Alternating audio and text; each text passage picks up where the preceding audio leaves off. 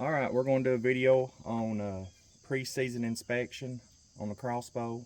I like doing this in advance, long enough in case I do need to replace something, I have time to do it. You don't want to do this ideally the night before.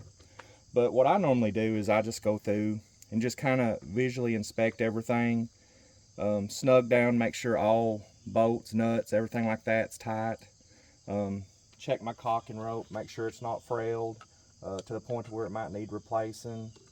And also I use a flashlight, just kind of look, make sure there's not any stress areas on the stalk, anything that might cause an issue down the road, especially during deer season or as you're trying to caulk it or when you fire it. You don't want this thing coming apart on you.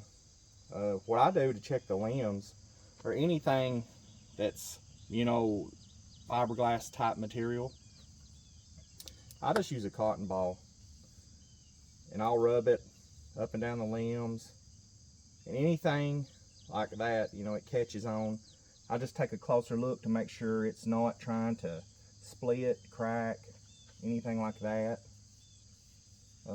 I've used this for several years, you know, just looking around,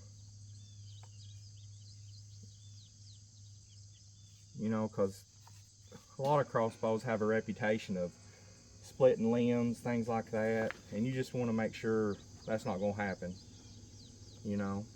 And then I'll check, of course, the serving, the string, make sure it's in good shape, silencers, you know, a lot of times they'll dry rot over time, dampeners, make sure they're where they need to be, you know, just kind of look it over, make sure everything's snug, tight like it should be. You know, you can do this to your bolts. And a lot of times if there's any sort of split or imperfection, it'll catch.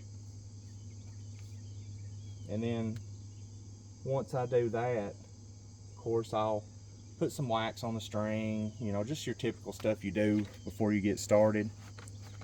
And after I do all that, it's time to start practicing.